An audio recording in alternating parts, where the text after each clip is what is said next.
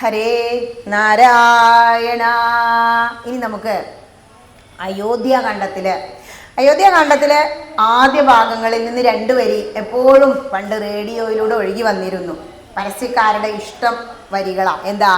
നാരായണൻ നളിനായതലോചനൻ നാരീജന മനോമോഹനൻ മാധവൻ. കേട്ടിട്ടില്ലേ?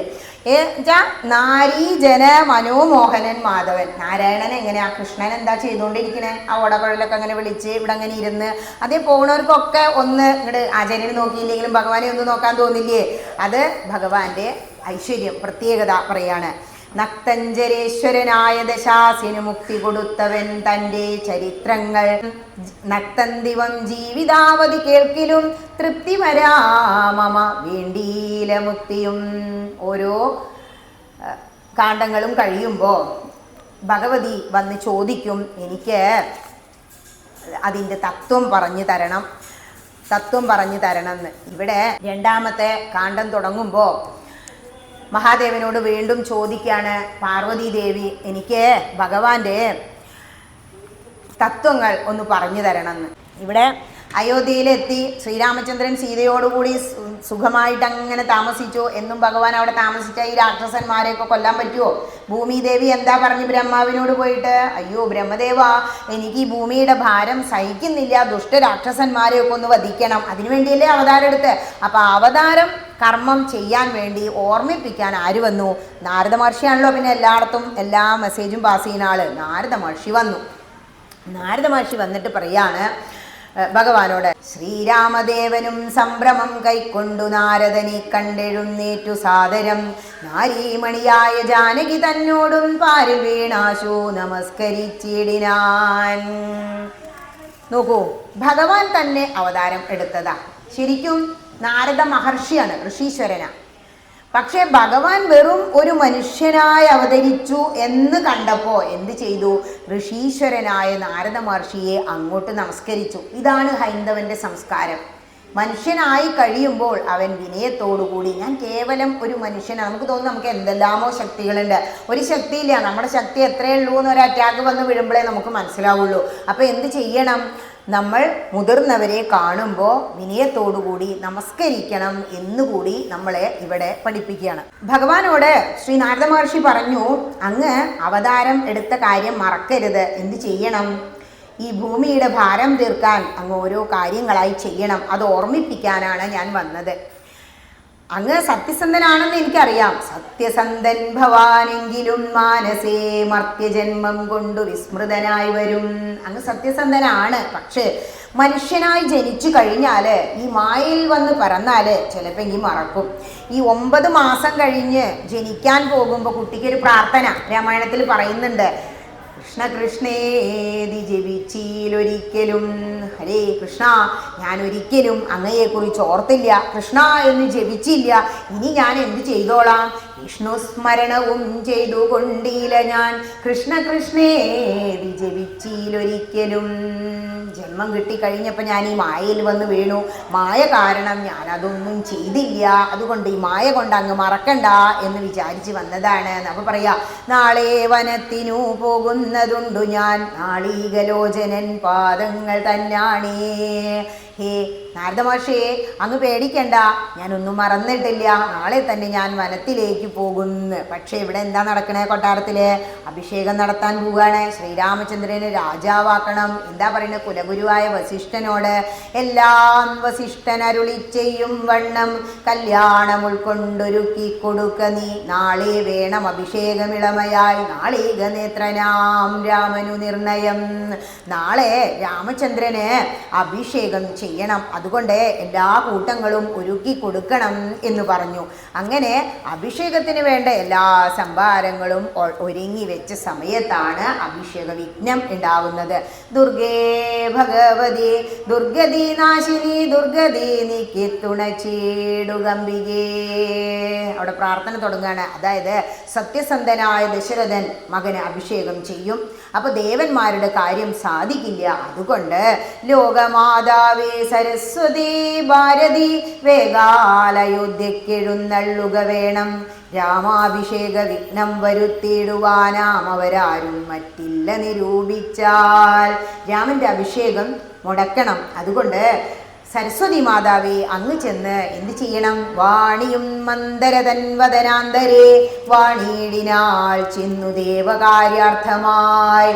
മന്ദര എന്ന് പറയുന്ന ഒരു തോഴി ആരെ കൂടെ അയച്ചിട്ടുണ്ട്? കൈകേയി മാതാവിൻ്റെ കൂടെ. നല്ല സുഹൃത്തുക്കളാ. കൈകേയി അതിസുന്ദരിയാണ്, ദശരഥന്റെ ഏറ്റവും പ്രിയ തോഴിയാണ്. അതുകൊണ്ട് തന്നെ ഒരു കാര്യത്തിനും കുറവില്ലാതെ മന്ദര ഒപ്പം നിന്ന് തോഴിമാരായി നിന്ന് നോക്കുന്നുണ്ട്. പക്ഷേ അവിടെ ചെന്നിട്ട് ഈ വാണിമാതാവ് നാവിൽ കയറിയത് കാരണം മന്ദര ഒരുപാട് പ്രശ്നങ്ങൾ ഉണ്ടാക്കി തീർക്കുകയാണ്. മന്ദരേ ചൊല്ലു നീ രാജ്യമെല്ലാടവും എന്തൊരു മൂലം അലങ്കരിച്ചിടുവാൻ. ഒന്ന് മനസ്സിലായില്ലേ? സുഖമായിട്ട് ആ അന്തപുരത്തിനുള്ളിൽ അങ്ങനെ കഴിയുക. കൈകേയി ചോദിക്കുക മന്ദര വന്നപ്പോൾ എല്ലാം കൊണ്ടു കൊടുക്കുക. അവരാണല്ലോ വലിയ കൊട്ടാരാകുമ്പോൾ റൂമുകളുടെ വലിപ്പം പോലും നമുക്ക് മനസ്സിലാവില്ല ഒന്നും പുറത്തുള്ളത്. എന്താപ്പോൾ രാജ്യമൊക്കെ അലങ്കരിച്ചണേ, എന്താ വിശേഷം ചോദിച്ചപ്പോൾ ചീത്ത പറയാ ചെയ്യുന്നത്. ദുർഭഗേ മൂടേ മഹാഗർവിതേ കിടന്നെപ്പോഴും നീ ഉറങ്ങിയിടൊന്നറിയാതെ. അത് ആലോചിച്ച് നോക്കൂ. രാജ്ഞിയെയാണ് ചീത്ത പറയുന്നത് തോഴി. ദുർഭഗേ മൂടേ ഗർവിതേ എന്നൊക്കെ വിളിക്കുന്നത്. ശരിക്കും രാജ്ഞിയാണ് അങ്ങനെയൊന്നും പറയില്ല. അത്രയും ഫ്രണ്ട്ഷിപ്പാണ് അവർ തമ്മിൽ. അവിടെ പിന്നെ വേറൊരു നിയമം നോക്കണ്ടാലോ. ഇവിടെ ഇങ്ങനെ ഉറങ്ങിക്കോളൂ എപ്പോഴും. ശ്രീരാമചന്ദ്രനെ അഭിഷേകം കഴിക്കാൻ പോവുകയാണ്. രാമനെ അഭിഷേകം ചെയ്ത ആരാ? രാജമാതാവ് കൗസല്യയല്ലേ. ഈ കൈകേയിയുടെ ഇപ്പോഴുള്ള ഈ സ്ഥാനമൊക്കെ പോയി പോകും. പിന്നെ മഹാറാണിയായിട്ട് ഇരിക്കുക, രാജമാതാവായിട്ട് ഇരിക്കുക ആരാ? കൗസല്യാണ്. അതുകൊണ്ട് ഒരു പണി ചെയ്തോളൂ. രാമനീരേഴാണ്ടു കാനനവാസവും ഭൂമിപാലാജ്ഞയാ ചെയ്യുമാറാകണം. ഈ മകനായ രാമനെ ഒരു 7 അതായത് 14 വർഷം കാനനവാസത്തിന് അയച്ചോളൂ. എന്നാൽ ഭരതനെ രാജാവാക്കാം. അതിനെന്താ ഒരു സൂത്രം എന്ന് ചോദിച്ചപ്പോൾ പറഞ്ഞു കൊടുക്കുക. മുന്നം സുരാസുരയുദ്ധേ ദശരഥൻ തന്നെ മിത്രാർത്ഥം മഹേന്ദ്രനർത്തിക്കയാൽ മന്നവൻ ശാപബാണങ്ങളും കൈക്കൊണ്ടു തന്നെ സൈന്യസമം തേരിലേറിനാൻ. ഇങ്ങനെ പണ്ട് സുരാസുര യുദ്ധം നടക്കുമ്പോൾ ദശരഥന്റെ കൂടെ കൈകേയി നീ പോയില്ലേ? അന്ന് രഥത്തിന്റെ ചക്രം ഊരിപ്പോവാൻ തുടങ്ങിയപ്പോൾ കൈവിരൽ വെച്ച് സന്തോഷിപ്പിച്ചില്ലേ? യുദ്ധം ചെയ്യിപ്പിച്ചില്ലേ? അന്ന് 2 വരം തന്നിട്ടില്ലേ? അന്ന് എന്താ നീ പറഞ്ഞത്? പോക്കറ്റിലിട്ടോളൂ, പിന്നെ തന്നാൽ മതി. ആ പോക്കറ്റിൽ കിടക്കുന്ന ആ വരപ്പ ചോദിക്കണം. ഇവിടെ നിന്ന് എന്താ മനസ്സിലാക്കണ്ടേന്നറിയോ? നമ്മൾ ആർക്കും വാഗ്ദാനം കൊടുത്ത് വെക്കരുത്. കൊടുക്കാനുള്ളതൊക്കെ അപ്പം കൊടുത്ത് തീർക്കുക. അല്ലെങ്കിൽ നമുക്ക് ഒരു കുറവ് വരുന്ന സമയത്ത് അവർ വന്ന് ചോദിച്ചാൽ നമുക്ക് കൊടുക്കാൻ പറ്റില്ല, അല്ലെങ്കിൽ അത് അനർത്ഥമായി മാറും എന്ന ഒരു തത്വം ഇവിടെ നമ്മളോട് പറയാണ്. 2 വരം തരാം നീ എന്നെ രക്ഷിച്ചു കൊണ്ടാ അതുമൂലം വരിച്ചു കൊണ്ടാലും നീ എന്ന് പറഞ്ഞില്ലേ അന്ന്? അത് ചോദിച്ചോളൂന്ന്. ഇങ്ങനെ രാമായണം നമ്മളോട് പറയാണ്. ദുഷ്ടസംഗം കൊണ്ടു കാലാന്തരത്തിനാൽ സജ്ജന നിത്യനായി വന്നുകൂടും ദൃഢം ദുർജന സംസർഗമേറ്റ മകലവേ വർജിക്ക വേണം പ്രയത്നേന സൽപ്പുമാൻ ജളം പറ്റിയാൽ സ്വർണവും നിഷ്പ്രഭം. ദുർജനങ്ങളുമായി കൂട്ടുകൂടരുത്. അവരുമായിട്ടുള്ള സംഘം വളരെ അകറ്റി നിർത്തിയേ പാടുള്ളൂ. അതായത് നമ്മളുടെ മനസ്സ് പോലും മാറും. ഒരു സ്വർണം ചെളിയിൽ വീണ് കഴിഞ്ഞാൽ സ്വർണ്ണം കാണൂ, പിന്നെ ചെളിയല്ലേ കാണൂ. അതുപോലെ ചളി ആവാൻ നിൽക്കാതെ എന്ത് ചെയ്യണം? സ്വർണത്തെ പോലെ തിളങ്ങിക്കൊണ്ട് ദുർജനങ്ങളെ അകറ്റി നിർത്തണം എന്നൊരു ഉപദേശം കൊടുക്കുക. അന്ന് രാത്രി ജനങ്ങൾക്കൊന്നും ഉറക്കമുണ്ടായില്ല അത്രേ. എന്താ കാരണം? നാളെ രാവിലെ ശ്രീരാമചന്ദ്രന് എന്താകും? രാജാവായി അഭിഷേകം ചെയ്യപ്പെടും. അതുകൊണ്ട് ആരും ശരിക്കും ഉറങ്ങിയില്ല. പക്ഷേ ഈ കാര്യം ആര് ചെന്ന് ആരോട് പറഞ്ഞു? കൈകേയി മാതാവ് ദശരഥനോട് ചെന്ന് പറഞ്ഞു. എന്ത്? എനിക്ക് എൻ്റെ മകനെ രാജാവാക്കണം. പക്ഷെ നടന്നുവോ? ആ സമയത്ത് ദശരഥൻ തളർന്നു വീഴാം. കൈകേയി കരുതി സന്തോഷത്തോടു കൂടി ഞാൻ പറഞ്ഞ എൻ്റെ ഭർത്താവ് കേൾക്കും, എന്നെയാണ് ഏറ്റവും കൂടുതൽ ഇഷ്ടം എന്നുള്ളത്. പക്ഷേ അതല്ല അവിടെ സംഭവിച്ചത്. കുട്ടികൾ വന്നു. എന്നിട്ട് ശ്രീരാമചന്ദ്രൻ രാവിലെ എഴുന്നേറ്റു വന്നു. അച്ഛനെ കാണാൻ വന്നതാ. അപ്പം അച്ഛൻ തളർന്ന് കരഞ്ഞു കിടക്കുക എന്ന് കൈകേയി പറഞ്ഞു. അപ്പം ചോദിക്കുക, എന്താ അച്ഛന് ഇത്ര വിഷമം? എന്താ പറയണെന്നോ? കാരണം താത ദുഃഖത്തിനു നീ തന്നെ പാരിൽ സുഖം ദുഃഖമൂലമല്ലോ നൃണാം. അച്ഛൻ്റെ ദുഃഖത്തിന് കാരണം നീ തന്നെയാ. ഇവിടെ പിന്നെ നമ്മുടെ നാട്ടില് ദുഃഖത്തിനും സുഖത്തിനും ഒരിതുണ്ട്. എന്താ? രാത്രി ഉണ്ടെങ്കിലേ പകലിന് പ്രസക്തിയുള്ളൂ. സുഖം ഉണ്ടെങ്കിലേ ദുഃഖം എന്താന്ന് മനസ്സിലാവൂ. അതുകൊണ്ട് പാരിൽ സുഖം ദുഃഖം ഉള്ളത് കൊണ്ടാണ് അച്ഛന് ഇത്തിരി ദുഃഖമൊക്കെ ഉണ്ടാവുന്നത് നല്ലതാണ് എന്നുള്ള ഒരു വർത്തമാനമായിപ്പോയി. അത് കഴിഞ്ഞിട്ട് വീണ്ടും പറയാണ് എന്താണ് ഇതിന് കാരണം. അപ്പൊ കാര്യങ്ങളൊക്കെ രാമനോട് വിശദീകരിച്ചു പറഞ്ഞു. ഇതെല്ലാം കേട്ടപ്പോ പറയാണ്, ഇത്രയെല്ലാം പറയണമോ മാതാവേ, താതാർത്ഥമായിട്ടു ജീവനെ തന്നെയും മാതാവു തന്നെയും സീതയെ തന്നെയും ഞാൻ ഉപേക്ഷിപ്പനതിനില്ല സംശയം, മാനസേ ഖേദമതിനില്ല എനിക്കേതും. അങ്ങനെ വളച്ചു കെട്ടി കൈകേയി പറയാണിച്ചപ്പോ പറയാണ്, ഇങ്ങനെയൊന്നും പറയണ്ട അമ്മേ, അച്ഛൻ്റെ സന്തോഷത്തിന് വേണ്ടിയിട്ട് ഞാൻ അമ്മയെ ഉപേക്ഷിക്കണോ, സീതയെ ഉപേക്ഷിക്കണോ, രാജ്യം തന്നെ ഉപേക്ഷിക്കണോ, ഞാൻ തയ്യാറാണ് എന്ന്. അപ്പൊ എത്രത്തോളം വിശാല മനസ്കനാണ് ശ്രീരാമചന്ദ്രൻ. നോക്കൂ, പറയാണ് അമ്മേനോട്, അമ്മയ്ക്കാണ് എന്നോട് ഏറ്റവും ഇഷ്ടം. കാരണം ദണ്ഡമത്രേ രാജ്യഭാരം വഹിപ്പതു ദണ്ഡകവാസത്തിനേറ്റമെഴുതല്ലോ. രാജ്യം ഭരിക്കുക പറഞ്ഞാൽ ഒരുപാട് ഉത്തരവാദിത്ത മുൾക്കിരീടാണത്. എല്ലാ പ്രജകളുടെയും കാര്യങ്ങൾ അന്വേഷിക്കണം, ആർക്കും ഒരു കുറവും വരാൻ പാടില്ല. ആർക്കും എന്ത് വിഷമം വന്നാലും രാജാവിനെ എല്ലാവരും കുറ്റം പറയും. ദണ്ഡകവാസം, കാനനത്തിൽ പോയാൽ സുഖല്ലേ. ഇങ്ങനെയും പറഞ്ഞ് എന്ത് ചെയ്യാം, യാത്ര ചോദിക്കാൻ വേണ്ടി കാനനത്തിലേക്ക് പോകാൻ വേണ്ടി ശ്രീരാമചന്ദ്രൻ അമ്മയുടെ അടുത്തേക്ക് ചെല്ലുക, കൗസല്യ മാതാവിൻ്റെ അടുത്ത്. അപ്പോൾ മുഖമൊക്കെ മ്ലാനവദനായി കണ്ടു. അച്ഛനവിടെ വീണ് കിടക്കണു പറഞ്ഞാൽ ആർക്കും വലിയ സന്തോഷമൊന്നും ഉണ്ടാവില്ല. അല്ലാതെ കാനനത്തിലേക്ക് പോകാൻ വയ്യാഞ്ഞിട്ടൊന്നുമല്ല. അപ്പോൾ ചോദിക്കുകയാണ് അമ്മ, എന്തൻ മകനേ മുഖാംബുജം വാടുവാൻ ബന്ധമുണ്ടായതു പാരം വിശക്കയോ, വന്നിരുന്നീടു ഭുജിപ്പതിനാശു നീ. കുട്ടികളോട് അമ്മയ്ക്കുള്ള ഒരു ആറ്റിറ്റ്യൂഡ് പറയാ. എന്താ കുട്ടി മുഖമൊക്കെ വാടിയിരിക്കണേ, വരൂ, വിശക്കുന്നുണ്ടോ, ഭക്ഷണം കഴിക്കാൻ വരൂ. ഇപ്പം എന്താണെന്നറിയോ ശ്രീരാമചന്ദ്രൻ പറയുന്നേ, ഇപ്പോൾ ഭുജിപ്പാൻ അവസരമില്ലമ്മേ, ക്ഷിപ്രമരണ്യവാസത്തിനു പോകണം. ഇപ്പോൾ ഭക്ഷണം കഴിക്കാനൊന്നും സമയമില്ല. കൈകേയി മാതാവിന് 2 വരം കൊടുത്തിട്ടുണ്ട്, അതുകൊണ്ട് പെട്ടെന്ന് തന്നെ കാനനത്തിലേക്ക് പോകണം എന്ന് പറഞ്ഞു. ഇങ്ങനെയൊക്കെ കേട്ടപ്പോൾ അമ്മയ്ക്ക് സങ്കടമായി.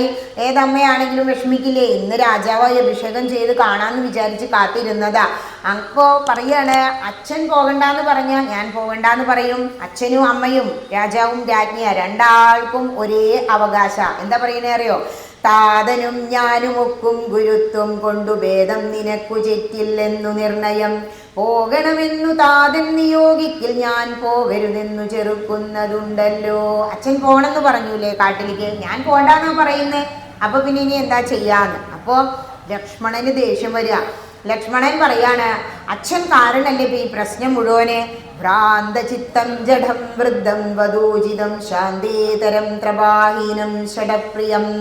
അച്ഛനെ വയസ്സായതിൻ്റെ പ്രശ്നം. അതുകൊണ്ട് അച്ഛനെ ഞാൻ എന്ത് ചെയ്യാം, ഇപ്പൊ വേണമെങ്കിൽ തുറുങ്കലിലടയ്ക്കാം. മകനാ പറയുന്നേ. ആലോചിച്ചു നോക്കൂ, ദേഷ്യം വന്നു കഴിഞ്ഞാൽ പിന്നെ നമുക്ക് ബന്ധങ്ങൾക്കൊന്നും ഒരു വിലയില്ല. കാര്യമല്ലാത്തതു ചെയ്യുന്നതാകിലാചാര്യനും ശാസനം ചെയ്യുന്നതേ വരൂ. അതാണ് ഹൈന്ദവന്റെ പ്രത്യേകത. ശരിയായ കാര്യമല്ല ചെയ്യുന്നതെങ്കിൽ ആചാര്യനെ കൂടി ചോദ്യം ചെയ്യാൻ ശിഷ്യന് അവകാശം കൊടുത്തിട്ടുണ്ട് ഹൈന്ദവ മതത്തിൽ. എന്ത് പറയുന്നില്ല, ചോദ്യം ചെയ്യാതെ വിശ്വസിക്കാൻ പറയുന്നില്ല. അതുകൊണ്ട് തന്നെ ആ ഹൈന്ദവ മതം ലോകം മുഴുവൻ പ്രസിദ്ധി ആർജിക്കുന്നതും. ഇനി രാമായണത്തിലെ പ്രധാന ഭാഗമായ ലക്ഷ്മണോപദേശമാണ്.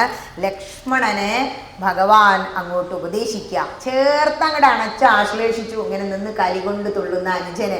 ജ്യേഷ്ഠൻ എങ്ങനെ അനുജനെ കൺട്രോൾ ചെയ്യണമെന്ന് കാണിക്കുക രാമായണം. ചേർത്തണച്ച് ആശ്ലേഷിച്ചപ്പോൾ തന്നെ പകുതി ആശ്വാസമായി. എന്നിട്ട് പറയാണ്, വത്സ സൗമിത്രേ കുമാര നീ കേൾക്കണം മത്സരാദ്യം വെടിഞ്ഞെന്നുടേ വാക്കുകൾ. നീ ആദ്യം ഈ മത്സരബുദ്ധിയൊക്കെ ഒന്ന് നിർത്തേ, ഞാൻ പറയുന്നതൊന്ന് കേൾക്ക് എന്ന് പറഞ്ഞ് ശ്രീരാമചന്ദ്രൻ പറയാ, ഭോഗങ്ങളെല്ലാം ക്ഷണപ്രഭാ ചഞ്ചലം വേഗേന നഷ്ടമായുസ്സുമോർക്ക നീ. ഈ സുഖങ്ങളൊക്കെ ഒരു നിമിഷ നേരെയുള്ളൂ ലക്ഷ്മണ. നമ്മളുടെ ഈ ആയുസ്സൊക്കെ പെട്ടെന്ന് തീർന്നു പോവും. പിന്നെയാണോ 14 വർഷം കാനനവാസമൊക്കെ എന്താന്ന് പറയുമ്പോഴേക്ക് പോവാ, നമുക്ക് പോവാന്ന്.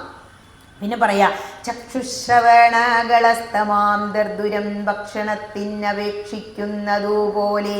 56 വയസ്സ് റിട്ടയർമെൻറ്റ് കഴിഞ്ഞ ആൾ ഇപ്പോഴും എന്താ ചെയ്യണേ, ആ റിട്ടയർമെൻറ്റ് കഴിഞ്ഞ് കിട്ടിയ കാശ് മുഴുവൻ കൊണ്ടുപോയി FD ഇട്ട് സമ്പാദിക്കുക.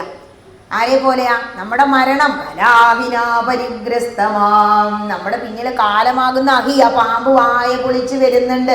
തവള അത് അറിയുന്നില്ല. തവള പിന്നെയും ഭക്ഷണം കുഞ്ഞ് ചെയ്യാൻ പറ്റണ്ടോ നോക്കുക. ആരാ പിറകിലെ? പാമ്പ് ഇപ്പൊ വിഴുങ്ങുക തവളേനെ.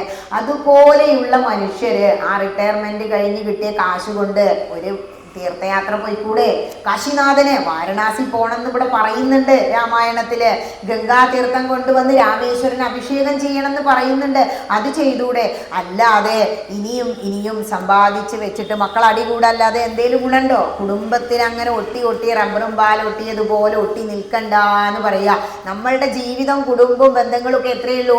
പാന്തർപ്പെരുവഴി അമ്പലം തന്നിലെ താന്തരായി കൂടി വിയോഗം വരും പോലെ. ഒരു തീർത്ഥയാത്ര പോകുമ്പോൾ ഒരു ലോഡ്ജിൽ റൂം കിട്ടുന്നുണ്ട്. 2 ദിവസം അവിടെ താമസിച്ച് 3-ാം ദിവസം നമ്മൾ പിരിഞ്ഞു പോകുന്നു. അത്ര തന്നെ ഈ ജീവിതം ഉള്ളൂ. ലക്ഷ്മിയും അസ്ഥിരയല്ലോ മനുഷ്യർക്കു, നിൽക്കുമോ യൗവനവും പുനരധ്രുവം. ലക്ഷ്മി ദേവി എന്ന് പറയുന്നത് അസ്ഥിരയാണ്. ആരുടെ കൂടെയും സ്ഥിരം നിൽക്കില്ല. കുറച്ച് ദിവസം നിന്നാ ഞാൻ പോവുക അല്ലേ. 1-ാം തീയതി ബാങ്കിൽ അക്കൗണ്ട് വന്നു, 5-ാം തീയതി ആകുമ്പോഴേക്കൊക്കെ ബില്ലുകളായി മാറുന്നില്ലേ? കരാഗ്രേ വസതേ ലക്ഷ്മി. ഈ അഗ്രത്തിലാ അതങ്ങനെ കൊടുത്തുകൊണ്ടിരിക്കുകയാണ് നമ്മൾ ചെയ്യുന്നത്. ആരുടെ കൂടെയും സ്ഥിരമായിട്ട് ലക്ഷ്മി നിലനിൽക്കില്ല. പിന്നെന്താ? ആയുസ് പോകുന്നതേതുമറിവേല മായാസമുദ്രത്തിൽ മുങ്ങിക്കിടക്കയാൽ. ഈ മായയിൽ മുങ്ങിയിട്ടേ എന്നാപ്പ ഈ 50 വയസ്സായേ ഓർക്കണില്ലല്ലോ. ഇത്ര വേഗം കല്യാണ ജീവിതമൊക്കെ കഴിഞ്ഞു. ഭർത്താവ് മരിച്ചപ്പോൾ അത്ര ചിന്തിച്ച് കുട്ടികൾ കല്യാണം കഴിച്ച് കുട്ടികളാകുമ്പോൾ ഞാൻ അമ്മമ്മയായി അല്ലേ. സംസാര സാഗരെ ഇങ്ങനെ മുങ്ങിക്കിടക്കുക. എന്താണ് ഇതിൽ പ്രാർത്ഥനയിൽ ഭാഗവതത്തിൽ ചൊല്ലിയേ? സംസാര സാഗരേ മഗ്നം ദീനം മാം കരുണാനിധേ കർമ്മഗ്രാഹ ഗൃഹീതാംഗം മാമുദ്ധര ഭവാർണവാൽ. കൃഷ്ണ, ഈ സാഗരം അല്ലെ, സംസാരമാകുന്ന സാഗരത്തിൽ മുങ്ങി കുളിച്ച് കടന്ന് തുഴയുക. ഒന്ന് എന്നെ രക്ഷിച്ച് ഉദ്ധരിച്ച് കൊണ്ടുപോകണമേ. ഇനിയിപ്പോ ഇങ്ങനെ സുഖിച്ച് ജീവിച്ചു. അവസാനം നേരിട്ട് വരുന്ന ഒരു ശത്രു ആരാ? രോഗങ്ങളായുള്ള ശത്രുക്കളും വന്നു ദേഹം ദശിപ്പിക്കുമേവനും നിർണയം. ഓരോരുത്തരും കരുതും എനിക്ക് സുഖ, ബാങ്ക് ബാലൻസ് ഉണ്ട്, കൊട്ടാരം പോലത്തെ വീടുണ്ട്, സുഖമായി ഇങ്ങനെ കഴിയാം, എത്ര കാലം കഴിയാം. അപ്പോഴാണ് ഒന്ന് തല കറങ്ങി വീണു. ചെന്ന് നോക്കിയപ്പോൾ എന്താ? ഷുഗർ ഉണ്ട്, അനിയനായിട്ട് കൊളസ്ട്രോൾ ഉണ്ട്, പ്രഷർ ഉണ്ട്, എല്ലാവരും ഉണ്ട്. പിന്നെ എന്താ? ഈ മെഡിക്കൽ ഷോപ്പ് ആയില്ലേ, ഇത്ര മണിക്ക് ഗുളിക കഴിക്കണം, അലാറം വെച്ച് ഗുളിക കഴിക്കുന്നത്. അങ്ങനെ ഒരു അവസ്ഥയിലേക്ക് ഒരു നിമിഷം കൊണ്ട് നമ്മൾ മാറിപ്പോകും കേട്ടോ. നമുക്കുള്ള ഉപദേശം ലക്ഷ്മണോപദേശം. ദേഹം നിമിത്തമഹം ബുദ്ധി കൈക്കൊണ്ടു മോഹം കലർന്നു ജന്തുക്കൾ നിരൂപിക്കും ബ്രാഹ്മണോഹം നരേന്ദ്രോഹമാട്യോഹം എന്നാമ്രേഡിതം കലർന്നിടും ദശാന്തരേ. ഞാൻ ബ്രാഹ്മണനാ എന്നുള്ളൊരു അഹങ്കാരം ഉള്ളവരുണ്ട്, എല്ലാവരും ഇല്ല കേട്ടോ. അതുപോലെ തന്നെ ഞാൻ വലിയ ആഢ്യനാ, ശ്രേഷ്ഠനാ എന്നൊക്കെ വിചാരിച്ചിട്ട് ഭഗവാന്റെ അടുത്ത് വന്നിട്ട് അകത്ത് കയറാൻ ചെറിയൊരു ക്യൂ കണ്ടാ കയറാതെ പോകുന്നവരുണ്ട്. ഞാൻ വലിയ ആളല്ലേ, ഈ പൂണൂലിട്ടിട്ട് അവിടെ ക്യൂ നിൽക്കുന്നത് ശരിയാണോ? അങ്ങനെയൊന്നും ചിന്തിക്കേണ്ട. ഇതൊക്കെ അഹങ്കാരം കൊണ്ടാണ്. ഒരൊറ്റ നിമിഷം മതി ഇതൊക്കെ മാറാന് എന്ന് പറയാണ്. നന്നല്ല ദേഹം നിമിത്തം മഹാമോഹം. നമുക്ക് ശരീരം, ഞാൻ സുന്ദരനായിരിക്കുന്നു അല്ലെങ്കിൽ എനിക്ക് ആരോഗ്യമുണ്ട് അതുകൊണ്ടല്ലേ ഇത്ര അഹങ്കാരം. ഒരു തളർച്ച വന്നവന്, ഒരു കയ്യോ കാലോ ഇല്ലാത്തവന് അത്ര അഹങ്കാരം നമ്മൾ കാണില്ല. നമ്മളൊക്കെ എത്ര സുഹൃതികളാ നോക്കൂ. ആരെയും ആശ്രയിക്കാതെ രാവിലെ കുളിച്ച് പുറപ്പെട്ട് നടന്നോ, ഒരു വണ്ടി വിളിച്ചോ, ഈ ക്ഷേത്രത്തിൽ വന്ന് തൊഴുത് ഈ മഴക്കാറും ഉള്ള സമയത്ത് ഈശ്വര കഥയും കേട്ട് അങ്ങനെ ഇരിക്കാൻ കഴിയാം. മോഹേന ലോകം ദഹിപ്പിപ്പതിന്നു നീ മാനസതാരിൽ നിരൂപിച്ചതും തവ ജ്ഞാനമില്ലായെന്നറിക നീ ലക്ഷ്മണ. ഇപ്പൊ ഈ ലോകം മുഴുവൻ നശിപ്പിക്കുന്നുള്ള മാതിരിയാ ലക്ഷ്മണൻ നിൽക്കുന്നത്. അത് നിന്റെ അറിവില്ലായവയാണ് കേട്ടോ കുട്ടി എന്ന് പറഞ്ഞു കൊടുക്കുക. ആകയാൽ മോക്ഷാർത്ഥിയാകിൽ വിദ്യാഭ്യാസമേകാന്ത ചേതസാ ചെയ്യുക വേണ്ടുന്നതും. നിനക്ക് വിദ്യാഭ്യാസം കുറവാ, രണ്ടാളും ഒരേപോലെ പഠിച്ചതാ, അച്ഛൻ്റെ കൂടെ ശാസ്ത്രവിദ്യയും പഠിച്ചു, എല്ലാം പഠിച്ചു. പക്ഷെ എന്താ പറയാ, നമ്മൾ മോക്ഷം കിട്ടണമെന്ന് ആഗ്രഹിക്കുന്നുണ്ടോ? ഇതുവരെ പഠിച്ച അക്കാദമിക്കൊന്നും പോരാ. ഏകാന്ത ചേതസ, മനസ്സ് ഏകാഗ്രമാക്കിക്കൊണ്ട് നീ എന്ത് ചെയ്യണം? മോക്ഷം കിട്ടണമെങ്കിൽ വിദ്യാഭ്യാസം ചെയ്യണം. എന്ത് വിദ്യാഭ്യാസം? ഗ്രന്ഥങ്ങളെ എടുത്തു വെച്ച് വളരെയധികം ചിന്തിച്ചുകൊണ്ട് നീ പഠിക്കണം എന്ന് പറഞ്ഞു കൊടുക്കുക. തത്ര കാമക്രോധലോഭമോഹാദികൾ ശത്രുക്കളാകുന്നതെന്നും അറിയുക നീ. ഇവിടെ അച്ഛനൊന്നുമല്ല നമ്മുടെ ശത്രു, കൈകേയി മാതാവല്ല നമ്മുടെ ശത്രു. ആരാ? നമ്മുടെ ഉള്ളിലുള്ള കാമം, ക്രോധം, ദമ്പം, മോഹം, ഇതൊക്കെയാണ് അതുകൊണ്ട് നമ്മളുടെ ശത്രുക്കൾ. മുക്തിക്കു വിഘ്നം വരുത്തുവാൻ എത്രയും ശക്തിയുള്ളോന്നതിൽ ക്രോധമറിയടോ. ദേഷ്യപ്പെടാതിരിക്കുക. ആ സമയത്ത് എന്ത് ചെയ്യുക? രണ്ട് രാമനാമം അടിച്ചില്ല. ചിലർ കണ്ടുണ്ടോ, ചിലരിങ്ങനെ ചീത്ത പറയുമ്പോൾ ശിവ ശിവ എന്ന് പറയുന്നത് കേൾക്കാം. എന്തുകൊണ്ടാ? ആ നാമജപത്തിലൂടെ അവന്റെ ആ ക്രോധം ഒന്ന് പോവട്ടെ. ക്രോധം പരിത്യജിക്കണം ഹൃദജനം. നല്ല വ്യക്തികൾ എന്താ ചെയ്യേണ്ടത് ലക്ഷ്മണ? ക്രോധത്തെ ഒഴിവാക്കണം കേട്ടോ. ദേഹേന്ദ്രിയ പ്രാണബുദ്ധ്യാദികൾക്കെല്ലാം അഹന്തമേലേ വസിപ്പതാത്മാവു കേൾ. നമുക്ക് തോന്നും ഈ ദേഹം, ഇന്ദ്രിയം ഇതൊക്കെയാണ് നമ്മുടെ ശരീരമാണ് നമ്മൾ. അല്ല, ഇതെല്ലാം കുറച്ചു കാലം കഴിയുമ്പോൾ മാറും. മാറ്റം പ്രകൃതി നിയമമാണ്. ഈ ദേഹങ്ങൾക്കും ഇന്ദ്രിയങ്ങൾക്കും എല്ലാത്തിനും അപ്പുറമാണ് ആത്മാവായിട്ട് സ്ഥിതി ചെയ്യുന്നത്. ആത്മാവിന് സുഖം, ദുഃഖം, വിശപ്പ്, ദാഹ, ചൂട്, തണുപ്പ് ഇതൊന്നും ഇല്ല. എന്തേ ഉള്ളൂ? ആത്മാവിന് ഒന്നിനോടും ഒരു ഒട്ടലില്ല. പിന്നെ ആർക്കുള്ളത്? നമ്മുടെ ശരീരത്തിന്, നമ്മുടെ മനസ്സിന്. പ്രാരബ്ധമെല്ലാം അനുഭവിച്ചിടണം. ഇപ്പൊ തണുപ്പാണ്, അമ്പലത്തിലേക്ക് പോകാൻ വയ്യ, പ്രാരബ്ധാണേ, ദുരിതം കൊണ്ട് തോന്നാത്രേ. ചേട്ട വന്ന് ഇങ്ങനെ കാലുമ തലോടുത്രേ, രാവിലെ അവിടെ കിടന്നു അവിടെ കിടന്നു. അപ്പൊ ഉള്ളിലിരുന്ന് ലക്ഷ്മി പറയത്രേ, നീട്ടോ അമ്പലത്തിൽ നിന്ന് വേഗം പോണട്ടോ, ഈ ഇത്തിരിയെങ്കിലും കേൾക്കാം, അപ്പൊ ഓടിപ്പോരും. പിന്നെ പറഞ്ഞു കൊടുക്കുകയാണ് കർമ്മണ്യവാധികാരസ്ഥ എന്നുള്ളത്. എന്താ? കർമ്മങ്ങൾ സംഘങ്ങളൊന്നിലും കൂടാതെ, കർമ്മഫലങ്ങളിൽ കാംക്ഷയും കൂടാതെ, കർമ്മങ്ങളെല്ലാം വിധിച്ച വണ്ണം പരബ്രഹ്മണി നിത്യേ സമർപ്പിച്ചു ചെയ്യണം. എങ്ങനെയാ ജീവിക്കേണ്ടത്? ജോലിക്ക് പോകണ്ടെന്നല്ല, കർമ്മങ്ങൾ ചെയ്യണം. കർമ്മങ്ങളെല്ലാം എന്ത് ചെയ്യണം? കർമ്മയോഗമായി ചെയ്യണം. ഗീത പറയുക. അതായത് എന്ത് കർമ്മങ്ങൾ ചെയ്യുമ്പോഴും ഈശ്വരാർപ്പണമായി ചെയ്തോളൂ. പിന്നെ ഇപ്പോ ഇവിടെ നിന്ന് കാട്ടിക്ക് പോണേനാണല്ലോ നീ ദേഷ്യപ്പെട്ടത്. സർവലോകങ്ങളിലും വസിച്ചിടുന്ന സർവജനങ്ങളും തങ്ങളിൽ സർവദാ കൂടി വാഴുന്നുള്ളതില്ലല്ലോ. സർവജ്ഞയല്ലോ ജനനി നീ കേവലം. അത് അമ്മയോട് പറയാ. അമ്മ പറയാണ്, എനിക്ക് നീ ഇല്ലാതെ വയ്യ കുട്ടി. അപ്പൊ പറയാ, ഈ ലോകത്തിലെ എല്ലാ ജനങ്ങളും ഒപ്പം വാഴുന്നില്ല. നിങ്ങൾ എന്നെ ഒന്ന് ചിന്തിച്ചു നോക്കൂ. ചെറുതാകുമ്പോൾ നമ്മൾ ആരെ കൂടെ? അച്ഛൻ്റെയും അമ്മയുടെയും കൂടെ. എന്നും അച്ഛനും അമ്മയുണ്ടോ? കല്യാണം കഴിച്ചു കൊടുത്തു, അല്ലെങ്കിൽ ഒരാൾ കല്യാണം കഴിച്ചു, ജോലി കിട്ടി, എങ്ങടേലും പോയി, അച്ഛൻ്റെയും അമ്മയുടെയും കൂടെയാണോ? അല്ല. പിന്നെ മക്കളുണ്ടായി കഴിയുമ്പോൾ അവരുടെ സൗകര്യത്തിനനുസരിച്ച് അവർക്ക് എവിടെ ജോലി അവിടെ പോയി ജീവിക്കുന്നു. അതായത് എല്ലാ ജനങ്ങളും എന്നും കൂടി വാഴില്ല എന്നുള്ള സത്യം നമ്മൾ മനസ്സിലാക്കണം എന്ന് പറയുക. അത് കഴിഞ്ഞ് ഇതൊക്കെ പറഞ്ഞ് മനസ്സിലാക്കിയപ്പോൾ അമ്മ പ്രാർത്ഥിക്കുകയാണ് മകന് വേണ്ടിയിട്ട്. സൃഷ്ടികർത്താവേ വിരിഞ്ച പത്മാസന പുഷ്ടതയാബ്ദേ പുരുഷോത്തമഹരേ മൃത്യുഞ്ജയ മഹാദേവ ഗൗരീപദേ വൃത്രാരി മുമ്പായ ദിക്പാലകന്മാരേ ദുർഗേ ഭഗവതി ദുഃഖവിനാശിനി സർഗസ്ഥിതിലയകാരിണി ചണ്ഡികേ. എൻ മകനാശു നടക്കുന്ന നേരവും കൽമഷം നീടുന്ന നേരവും തന്മതി കെട്ടുറങ്ങിയിടുന്ന നേരവും സമ്മോദമാർന്നു രക്ഷിച്ചിടുവിൻ നിങ്ങൾ. അമ്മയ്ക്ക് ഉറപ്പായി മകൻ പൂവും കാനനവാസത്തിന് എന്നെ കൊണ്ടുപോവില്ല എന്നുള്ളത്. അപ്പൊ എന്താ ചെയ്യുന്നത്? ഭഗവതിനോട് പ്രാർത്ഥിക്കുക. ദുർഗേ ഭഗവതി ദുഃഖവിനാശിനി ദുർഗതി നീക്കി തുണച്ചീടുകമ്പികേ. അമ്മേ ഭഗവതി, എൻ്റെ മകൻ നടക്കുമ്പോഴും ഇരിക്കുമ്പോഴും കിടക്കുമ്പോഴും എന്ന് വേണ്ട എല്ലാ സമയത്തും മതികെട്ടുറങ്ങുമ്പോഴും കാവലുണ്ടാവേണമേ എന്ന് പ്രാർത്ഥിച്ചു. അങ്ങനെ ശ്രീരാമചന്ദ്രൻ പോവാനിറങ്ങുമ്പോൾ ലക്ഷ്മണൻ പറയാണ്, എന്നെയും കൊണ്ടുപോകണം അല്ലെങ്കിൽ ഞാൻ മരിക്കും. ആയിക്കോട്ടെ പോന്നോളൂ എന്ന് പറഞ്ഞു.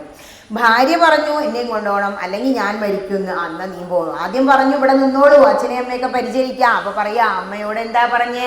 അമ്മയോട് ഭർത്താവിനെ ശുശ്രൂഷിക്കണം, പതിവ്രതാധർമ്മം, എനിക്കും അത് ചെയ്യണം, ഞാൻ കൂടെ പോരാന്നും പറഞ്ഞിട്ട് അങ്ങനെ 3 പേരും കൂടി എന്ത് ചെയ്യാണ്?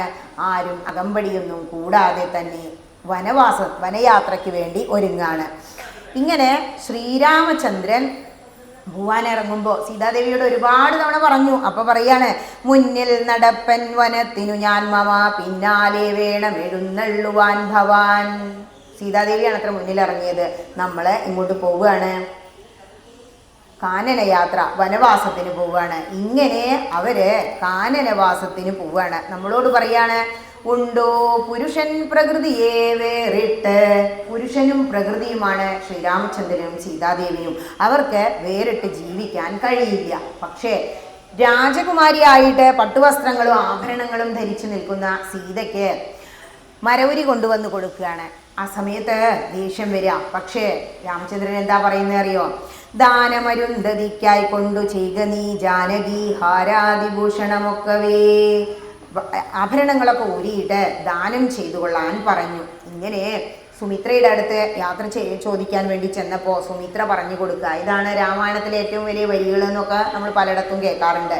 രാമനെ നിത്യം ദശരഥനെന്നുള്ളിലാമോദമോടു നിരൂപിച്ചു കൊള്ളണം, എന്നെ ജനകാത്മജയെന്നുറച്ചുകൊൾ പിന്നെ അയോധ്യയെന്നോർത്തീടളവിയേ. ഉപദേശം നോക്കൂ.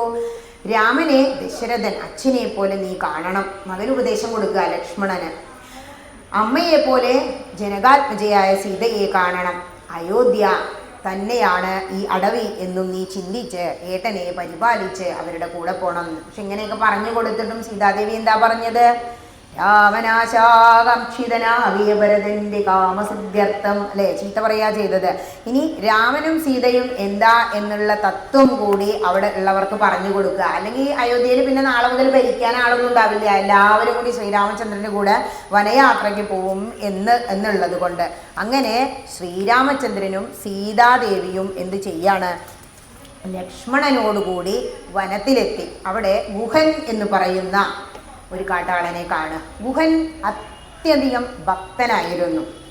ഭഗവാൻ സീതാദേവിയെ മാറോടണയ്ക്കുന്നത് പോലെ മാറോടണച്ചവരിൽ മറ്റൊരാൾ ആരാ? ഗുഹനാണ്. ഇവിടെ ഭഗവാൻ വരുന്നുണ്ട് എന്നറിഞ്ഞപ്പോൾ ഗുഹന് വലിയ സന്തോഷമായി. ഭഗവാൻ വരുന്നത് വരെ രാമനാമത്തോടുകൂടി കാത്തിരുന്നു. അർഘ്യപാദ്യങ്ങളൊക്കെ ഒരുക്കി കാത്തിരുന്നു. കണ്ടപ്പോൾ ഭക്തിയൈവ ദണ്ഡ നമസ്കാരവും ചെയ്തു. പെട്ടെന്നെടുത്തെഴുന്നേൽപ്പിച്ചു വക്ഷസി തുഷ്ടിയാ ദൃഢമണച്ചാശ്ലേഷവും ചെയ്തു. നമസ്കരിച്ച സമയത്ത് നമ്മുടെ മുത്തശ്ശന്മാരൊക്കെ ചെയ്യും പോലെ ഭഗവാൻ ഗുഹനെ എടുത്ത് അണച്ചാശ്ലേഷിച്ചിട്ട് അങ്ങോട്ട് പുൽകിയെന്ന്. സന്തോഷം നോക്കൂ. ഭഗവാൻ ശ്രീരാമചന്ദ്രൻ ഒരു കാട്ടാളനായ ഗുഹനെ പുൽകി. എന്താ പറയുന്നേ? ധന്യനായേനടിയനിന്നു കേവലം നിർണയം നൈഷാദ ജന്മവും പാവനം. പറയാണ്, ഞാനൊരു കാട്ടാളനാണെങ്കിൽ എന്താ, നിഷാദനാണെങ്കിൽ എന്താ, എനിക്ക് ഭഗവാൻ അനുഗ്രഹം തന്നില്ലേ, എന്നെ ഭഗവാൻ അനുഗ്രഹിച്ചില്ലേ എന്ന് പറയാ. അന്തഃപുരം മമ ശുദ്ധമാക്കിയിടണം അന്തർമുദാ പാദപത്മരേണുക്കളാൽ മൂലഫലങ്ങൾ പരിഗ്രഹിക്കണമേ, കാലേ കനിവോടനുഗ്രഹിക്കണമേ. ഗുഹൻ പറയാണ്, ഹരേ ശ്രീരാമചന്ദ്ര, അങ്ങ് എൻ്റെ അന്തഃപുരം, അവരുടെ ആശ്രമങ്ങൾ ഒന്ന് അനുഗ്രഹിക്കണം. പാദപത്മരേണുക്കളാൽ ഒന്ന് എൻ്റെ ആശ്രമം വരെ വരണം. ഞാൻ തരുന്ന ഈ ഫലമൂലാദികൾ സ്വീകരിക്കണം. അപ്പോൾ പറയാണ്, 14 സംവത്സരം ഞാൻ എവിടെയും പാഴില്ല. അതുകൊണ്ട് തിരിച്ചു വരുമ്പോൾ ഗുഹ നിൻ്റെ എല്ലാ കാര്യങ്ങളും ഞാൻ സ്വീകരിച്ച് അനുഗ്രഹിക്കാം എന്ന് പറഞ്ഞ് അവിടെ നിന്ന് വീണ്ടും യാത്രയാവുകയാണ്. ഇനി ഗംഗ കടത്താൻ പറയാണ് ഗുഹനോട്. കാരണം ഉൾക്കാട്ടിലേക്ക് പോകണം അവർക്ക്. ഗംഗേ ഭഗവതി ദേവി നമോസ്തുതേ സംഗേന ശംഭുതൻ മൗലിയിൽ വാഴുന്ന സുന്ദരി ഹൈമവതി നമസ്തേ നമോ മന്ദാകിനി ദേവി ഗംഗേ നമോസ്തുതേ. ഗംഗാദേവിയെ പ്രാർത്ഥിക്കുകയാണ് ഗുഹൻ അവരെ ഗംഗ കടത്തുന്ന സമയത്ത്. ഇനി ആ ഗംഗ നദി കടന്ന് വീണ്ടും ആശ്രമങ്ങൾ കാണുകയാണ്. അങ്ങനെ ഭരദ്വാജ ആശ്രമത്തിലേക്ക് പ്രവേശിക്കുക. ഇതൊക്കെ നമ്മൾ നോർത്തിൽ പോയി കാശിയൊക്കെ സന്ദർശിച്ച് പിന്നെയും ഉള്ളിലേക്ക് പോകുമ്പോൾ ഭരദ്വാജാശ്രമം നമുക്ക് കാണാം. അവിടെ ഓരോ കുടുംബങ്ങൾക്കാണ് ആ ആശ്രമത്തിൻ്റെ ഡ്യൂട്ടി. ആ മാസം വരുന്ന വരുമാനം ആ കുടുംബത്തിന് അങ്ങനെ വെച്ചിരിക്കുക. നോർത്ത് ഇന്ത്യയിലൊക്കെ പട്ടിണി പാവങ്ങളാണ്. അതൊക്കെ തോന്നുമ്പോഴാണ് നമ്മുടെ കേരളത്തിൽ അടുക്കും ചിട്ടയും എത്രയും സുന്ദര, നമ്മൾ എന്ത് സുന്ദരമായിട്ട് അവിടെ ജീവിക്കണമെന്ന് നമുക്ക് മനസ്സിലാവുക. ഇങ്ങനെ ഭരദ്വാജാശ്രമത്തിലേക്കാണ് പ്രവേശിച്ചു. മാമുനീശ്വരന് സന്തോഷമായി. പാദരജസാ പവിത്രയാക്കിയിടു നീ പേദാത്മകാമമാ പർണശാലാമിമാം. ഭരദ്വാജാശ്രമത്തിലെ മുനി പറയാണ്, ഭരദ്വാജ മഹർഷി, ഹേ വേദാത്മക, വേദം തന്നെയാണ്. ആഗമക്കാതലായ രാഘവൻ തിരുവടി എൻ്റെ ആശ്രമം പവിത്രീകരിച്ചാലും.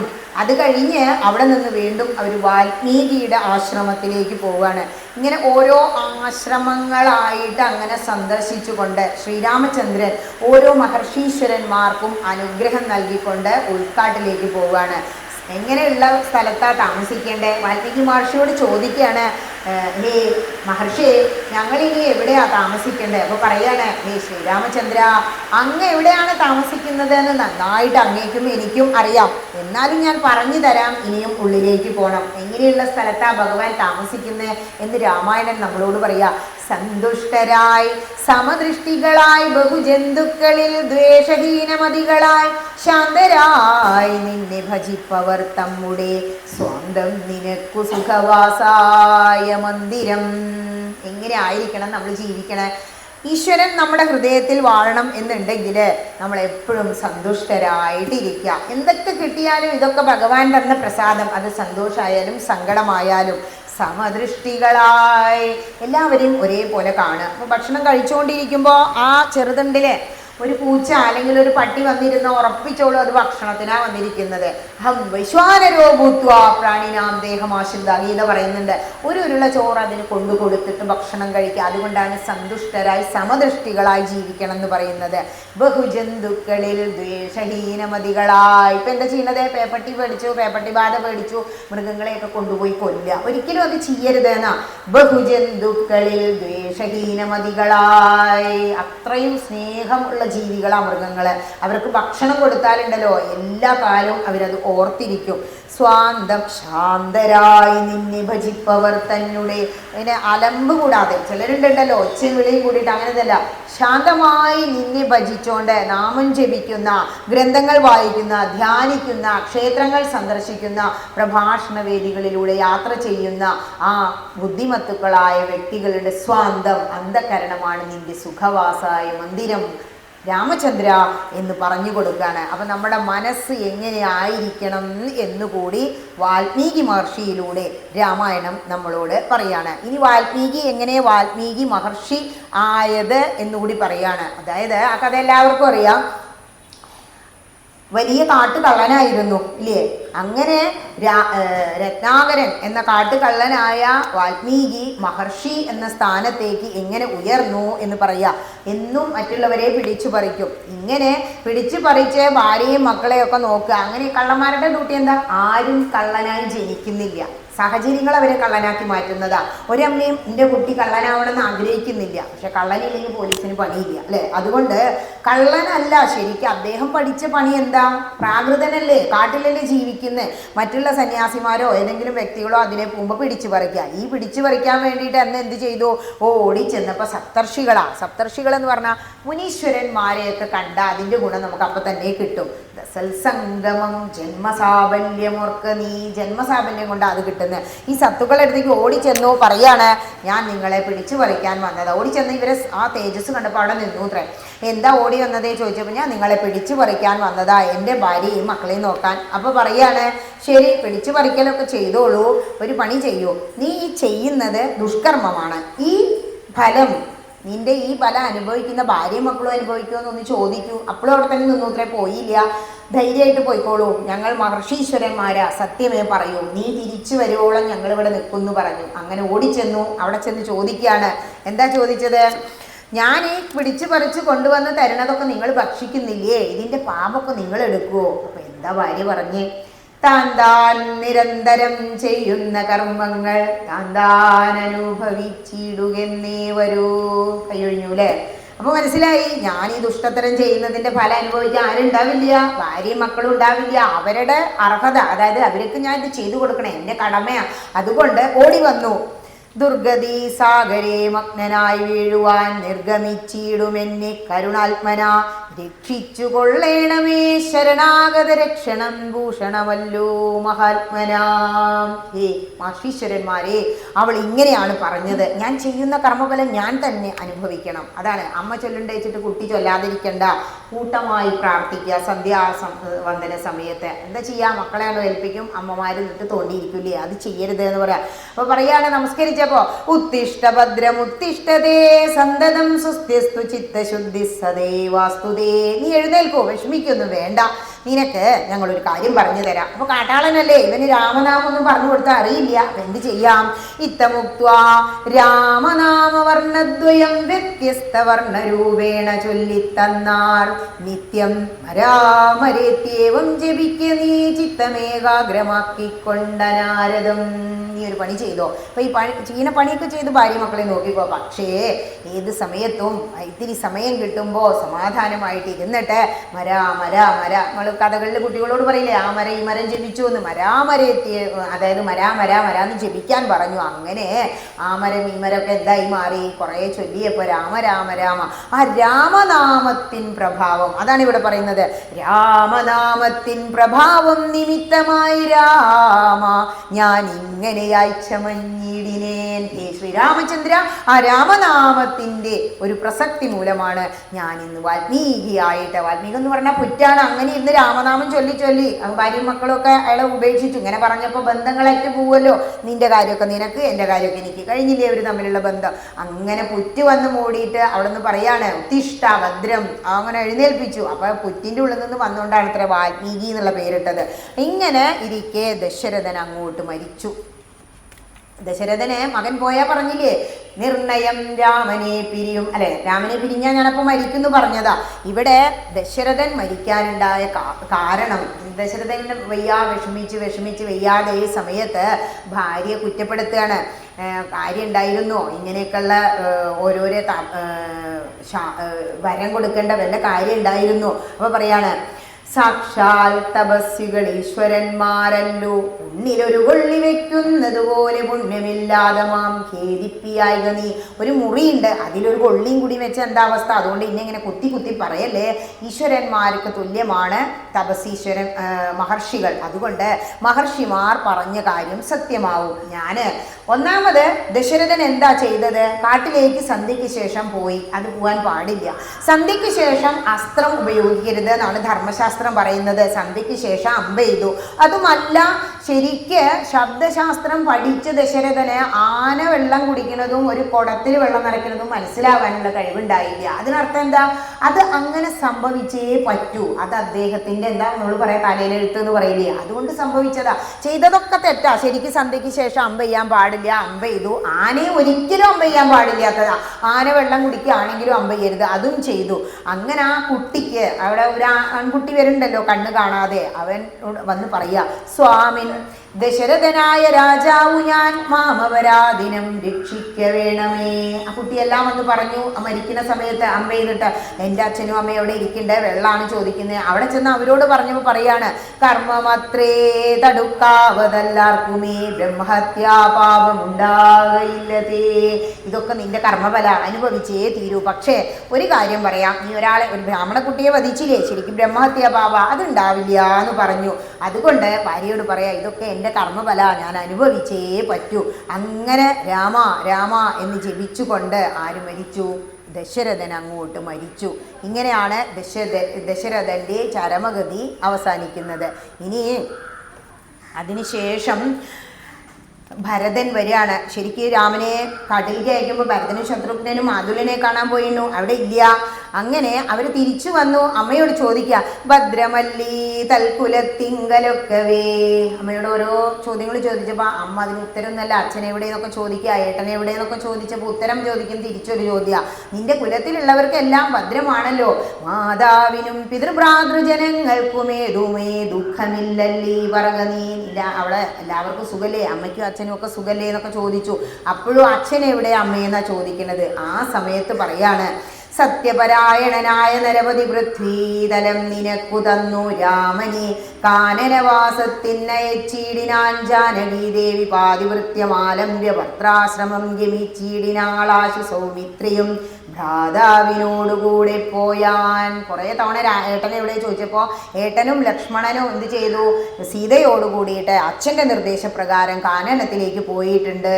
ഇത് കേട്ടപ്പോൾ ആകെ വിഷമായി, അപ്പോൾ സങ്കടമായി. അപ്പോൾ അമ്മ പറയുകയാണ്, ഞാൻ നിനക്ക് രാജ്യമൊക്കെ വാങ്ങി തന്നിട്ടുണ്ട്.